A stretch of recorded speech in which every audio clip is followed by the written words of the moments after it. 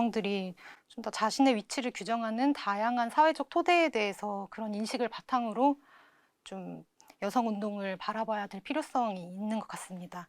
백 선생님의 저작 중 흔들리는 분단 체제 1장 4절 중 여성 운동의 독자성과 연대의 가능성은 여성들이 자신의 위치를 규정하는 다양한 사회적 토대에 대한 인식을 바탕으로 분단 체제 극복 운동에 연대할 필요성에 대해 이야기하는 글입니다. 한참 페미니즘이 사회적 화두가 되고 각계각층의 여성들이 자신들의 목소리를 활발하게 내기 시작하면서 아까 말씀 주셨던 것처럼 이에 반하는 이제 백래시 현상이 이제 하나둘 모습을 나타냈었던 것 같습니다. 그때 그 한 초반 정도였었던 것 같은데 좀 이렇게 인터넷을 돌아다니다가 페미니즘이 다음 세대의 종북이 될 것이다. 이제 이런 우려 섞인 예언을 본 적이 있어요. 네. 그때는 좀 약간 뭐 어떻게 연결이 될 수 있는지 좀 의문이 들었었는데 기존 체제, 말하자면 가부장적 질서와 자본주의 질서를 좀 같은 선상에서 놓고 보고 기성 질서를 파괴하는 세력을 종북, 빨갱이로 이제 낙인 찍는 그런 사고 체계가 이제 작용을 했던 것 같습니다. 지금 보면은 짧은 머리나 손가락 모양을 근거로 사람을 낙인 찍고 페미라는 단어가 좀 이제 주운 글씨처럼 쓰이기도 하는데 그런 지금 상황을 돌이켜 보면은 아주 예리한 진단이 아니었나 그런 생각도 듭니다. 분단 이래 한국 사회가 정당한 진보적 문제 제기를 다 종북이나 빨갱이로 규정하고 차별해온 기제가 지금의 페미니스트들한테도 또 약자와 소수자들한테도 반복되고 있는 것 같습니다. 상황이 이러함에도 정작 여성운동과 통일운동은 그 방법적인 면이나 의제 면에서 좀 다른 길을 가고 있는 것 같다는 생각도 들어요. 극우의 백래시나 움직임이 단일 대우로 좀 거세다면 이쪽의 반격은 약간 국지전에 머무른다고 할까요? 그래서 이제 그 두 운동을 결합하기 위해서는 공통의 의제를 찾는 것이 중요할 텐데 그런 실마리를 좀 어디서 찾아야 될지 그런 것도 같이 이야기해 보고 싶습니다. 선엽 씨께서 언급하신 글에서 저는 활동가들 사이에도 뿌리 깊은 성차별 의식과 관행이 여성운동의 독자화를 다그쳤다는 대목이 인상적이고 공감이 많이 갔습니다. 왜냐하면 저만 해도 대학생이던 시절에 진보운동에 관심을 기울이는 학생의 사람들이 여성운동을 부차적인 것으로 취급하는 태도에 좀 학을댔던 기억이 있거든요. 네, 남성 중심의 진보 운동이 점차 여공과 중산층 여성까지 품어가며 발전해온 것이 곧 한국 역사의 진보라고 저는 생각하는데 어째서 여성 운동은 백래시를 홀로 감당하면서 자꾸 고립되어 가고 있는지 답답하기도 하고요. 변혁을 꿈꾸는 운동 진영이라면 페미니즘 이슈를 사건 처리하는 정도가 아닌 사상의 차원에서 좀 더 적극적으로 고민해주면 좋겠다는 생각이 듭니다. 글을 좀 더 인용을 해보자면요. 한국의 여성운동은 일제시대 이래 저항적 민족주의 및 사회주의 운동의 전통이 강했다는 역사를 잊지도 말아야 할 것이고요. 분단체제 극복운동이 그 목표를 달성하기 위해 국내뿐 아니라 전 세계적으로 위력을 더해가는 여성운동의 동력을 빌려야 할 것임은 더 말할 나위 없다라는 백낙천 선생님 말씀도 새겨 들으면 좋겠습니다. 다시 말해서 운동이 힘을 모으기 위해서는 결국 여성운동의 바깥에서 여성운동이 이렇다 저렇다 평가하기보다는 진보라고 이제 불리는 내편과 싸우면서까지 페미니스트로 살아가기로 결심한 여성들의 목소리를 경청하고 이들이 공적으로 자기 말을 표현할 자리를 마련하는 것이 사회 전반의 백래시에 맞서기 위해 필요한 자세가 아닐까 싶습니다. 네, 저는 또 개인적으로 이번 공복기 준비를 하면서 일하는 여성에 관한 담론이 좀 더 개발되면 좋겠다는 생각이 들었어요. 최근에 이제 정부에서 인구 국가 비상 사태라는 표현까지 나온 저출생 문제 역시 사실은 일하는 여성의 사회적 생존 문제와 직결되어 있다고 생각을 하고요. 과거에 비하면 정말 많이 개선되었다고는 하지만 여전히 고도로 남성 중심적인 일터에 몸담은 수많은 여성들을 조명하는 것이 이제 누구나 쉽게 여성 문제의 현실적 토대를 인식하는 가장 효과적인 수단이 아닐까 생각을 했습니다. 관련해서 함께 이야기해 볼 만한 중요한 현안이 더 뭐가 있을지 말씀 나눠보고 싶었어요. 우선 거기에 대한 백래시는 단일 대우를 형성하고 나오는데 우리는 그런 게 없다 그러는데 나는 저쪽에 뭐 백래시에 단일 대우가 있는지는 좀 의문이에요. 그 사람들은 단일 대우일 필요가 없어. 기득권을 다 쥐고 있고 권력을 쥐고 있는 사람들이니까 극우적이라는 그런 시민단체라고 해도 전부 서포터즈지 그 사람들이 주도하는 사람들이 아니기 때문에 단일 대우가 필요 없어요. 그건 이제 단일 대우라고 말하는 건 너무 좀 그 사람들 후하게 평가해 주는 것 같고요. 백래시 문제는 선엽 씨 얘기를 좀 더 들어봐야겠는데 그 전에 여성운동의 독자성과 연대 가능성, 다른 운동과 연대 가능성, 그걸 내가 뭐 그전부터 생각하고 79년 그래도 뭐 그런 생각이 담겨는 있습니다만은 더 이렇게 정면으로 제기한 게 97년 그때 나온 분단체제 극복의 일상화를 위해라는 제목이, 그래서 각 부문별 그 운동들을 얘기하면서 그게 어떻게 분단체제 극복하고 운동하고 협조하고 합력할 것인가 그런 건데, 그 문제를 사실은 여성운동 쪽에서는 지금 이제 여연이라고 그러잖아요. 여성단체연합. 그 여성단체연합 계통의 단체들이 나오면서 구호로 딱 정리를 한 게 있어요. 그게 따로 또 함께. 일단 운동은 따로 한다. 옛날처럼 뭐 민주운동의 여성부가 있어서 하는 게 아니라 여성의 독자적인 운동을 하되 그걸 같이 한다. 이렇게 정리가 되는데, 원칙적으로 나는 그게 아주 맞는 방향이라고 생각을 하고, 지금은 그냥 따로 또 함께라는 원리로 만족할 때가 아니고, 여성은 여성대로 따로 하고 남성은 남성대로 따로 하고, 또 통일운동이랄까, 통일운동은 따로 하되 이게 어떻게 지금 함께 할까 하는 문제를 더 심각하게 고민해야 될 때가 됐다고 생각하고요. 그 백래시라는 게 참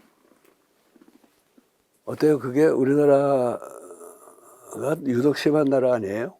어, 우리나라가 좀 유독 심하다고 볼 수 있을 것 같습니다. 네. 또 뭐 해외 사례 같은 것들을 아주 깊게 찾아보지는 못했지만 이런 식으로 뭐 여성을 뭐 백주대낮에 살해를 한다든지 뭐 그런 일이 있거나 하지는 않는 것 같아요. 네. 네. 미국 보더라도 이제 트럼프 대통령, 전 대통령, 또 다시 대통령 하겠다고 후보로 나선 사람, 또 그 주변의 사람들 보면은 그것도 거대한 백래시의 일종이지만은 우리처럼 여성 혐오에만 집중해 있지는 않아요. 흑인 혐오 무슨 여러 가지 다 종합해서 하고 있는데, 이 백래시 문제는 아까도 얘기했듯이 여성 차별을 옛날처럼 공공연하게 할 수 없는 시대에, 그런 사회에서 생겨난 혐오다. 이렇게 보면은 사실 그게 그만큼 우리 페미니즘 운동이 임팩트가 있었다는 얘기가 되는 거고, 근데 그렇다고 정말 그게 다 우리가 성공해서 그런 거야 그러면 이게 이제 정신승리가 되는 건데. 네.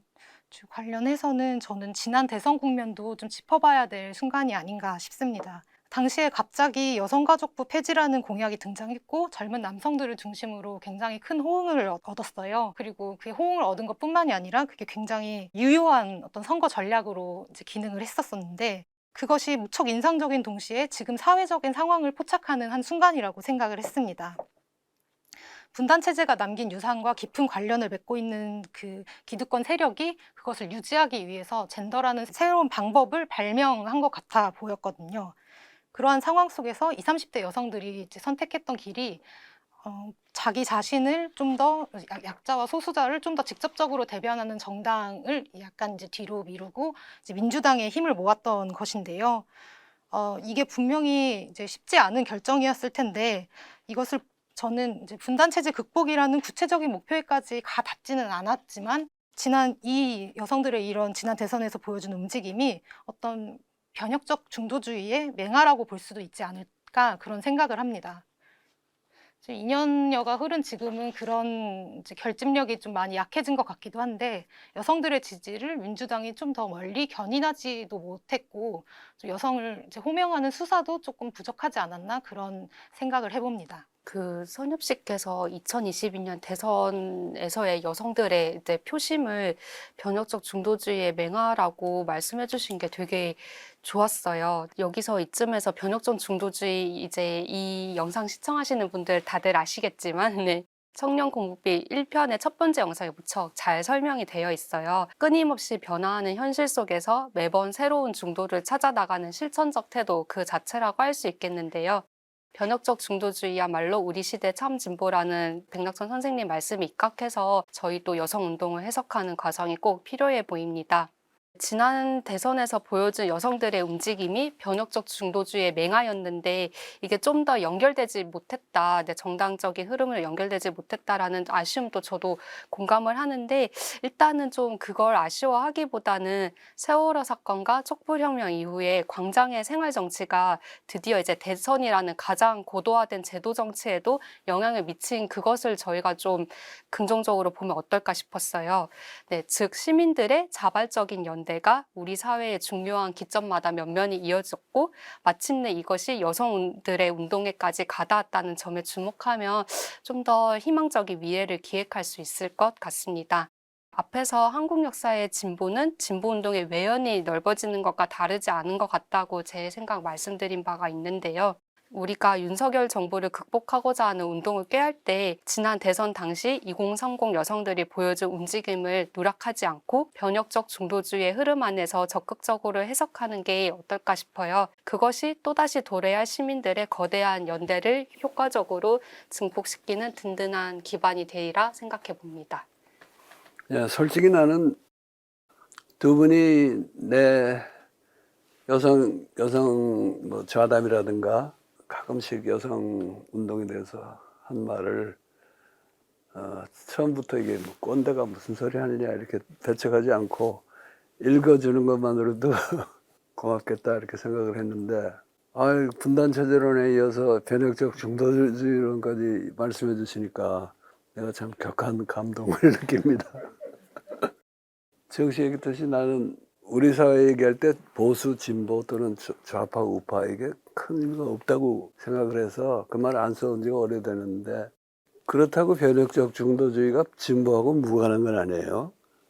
그 변혁적 중도주의야말로 우리 시대의 참 진보다 이렇게 말하기도 했는데 그거는 이제 우리 사회를 갖다 놓고 저거를 반으로 탁 자르면은 변혁적 중도주의는 진보 쪽에 들어가지 보수 쪽에 들어가지는 않거든요. 그렇긴 한데 내가 관훈클럽 토론에서 그런 얘기 했어요. 아니 왜 멀쩡한 대한민국을 두 개로 쪼개느냐. 하나 덩어리를 그대로 놔두고 얘기합시다. 그런 적이 있는데 여성운동의 결집력이 떨어지는 것은 우리 사회에서 여성운동을 방해하는 많은 세력도 있지만은 나는 이제 두 분이 조금씩 그런 힌트를 하셨는데 여성운동 자체가 사상적으로 이렇게 더 새로운 아이디어를 개발하고 우리 인간해방운동 전체를 이끌어갈 만한 그런 게 모자라지 않았냐 하는 면도 있는 것 같아요. 그래서 분단체제의 기득권 세력이 처음에는 순전히 빨갱이냐 아니냐 이걸로 따졌죠. 빨갱이라 그러면은 옛날에 그냥 죽이기도 하고 그러다 이제 그게 잘 안 통하게 되니까 내가 보기에는 그 다음에 나온 분단체제 유지 이데올로기가 지역감정, 지역 이데올로기였던 것 같아요. 그래가지고 그것도 이제 결과적으로 이렇게 빨갱이하고 겹쳐요. 그래서 경상도의 그 보수적인 분들은 전라도 것들은 무조건 빨갱이다 이렇게 하지만은 그러나 대부분의 경우에 그거는 영호남 지역 대립으로 우리가 인식을 하고 있고 그것이 분단체제 기득권 세력을 유지하는 데 큰 힘을 발휘했잖아요. 근데 여기에 젠더라는 게 추가된 거 나는 그 옳은 분석이라고 봅니다. 그래서 지난번 대선 때도 보면은 개혁을 말하고 어쩌고 하면서도 사실은 그 남성들의 백래시 감정을 이용한 것은 집권당의 대표였거든요. 그리고 지금 뭐 그 사람은 별도의 당을 만들어서 개혁하려고 하지만은 결코 분단체제 기득권 세력에서 벗어나 있지는 않다고 나는 판단합니다. 여기 사실은 우리가 더 어떻게 이렇게 됐는가 하는 걸 볼 때 내가 이런 말 하면은 페미니스트들 중에서 싫어하는 사람도 많겠지만은 상당수의 페미니스트 자신이 이런 구도에 가담하지 않았나 하는 생각도 들어요. 그냥 영원한 이데올로기를 갈라놨을 때 그걸 통해서 유지되는 기득권 구조에 호남의 기득권 세력들도 많이 들어가잖아요. 그 꼭 영남 사람들만이 그런 게 아니잖아요. 마찬가지로 페미니즘이 이렇게 큰 이슈가 되면서 이렇게 백래시가 강해지는 데는 페미니스트들 자신의 일부 페미니스트의 가 가세한 바도 있지 않냐. 그게 이제 두 분 다 이제까지 페미니즘이 뭐 더 풍부하게 나가지 못한 데 대해서 아쉬움을 얘기했었는데 그걸 한 걸음 더 밀고 나가면은 페미니스트들 중에 일부도 상당히 기득권화 돼가지고요. 결국 말로는 페미니즘을 가하면서 정작 일하는 여성들의 권리라든가 권익이라든가 이런 거에 큰 기여를 못하니까 여성들은 여성들대로 아니 뭐 그때 이제 문재인 정부가 되면은 이 정권이 페미니스트 정권이라고 욕을 먹지만은 나한테 해준 건 별로 없더라 하는 거고 남자들 입장에서는 겉보기에는 굉장히 이게 정권이 친여성적인 정권 같고 그 안에 좀 중요한 여성 운동가들도 많이 들어가 있고 하는데 우리 남자를 대변해 주는 사람 누가 있냐. 그래서 어떤 의미에서는 그 여성의 지위가 현저하게 개선되는 그런 의미의 친여성 정권은 못 되면서도 여성 운동가, 일부 여성 운동가들의 목소리가 좀 과잉 대표되는 그런 것이 나는 이 백래시 내는데도 일조했다고 생각하는데 두 분이 내 의견에 어떤 의견에 상당히 동조해 주니까 내가 용기를 얻어서 이 소리까지 했는데 여기서 더 나가는 거는 현명하지 못하겠죠.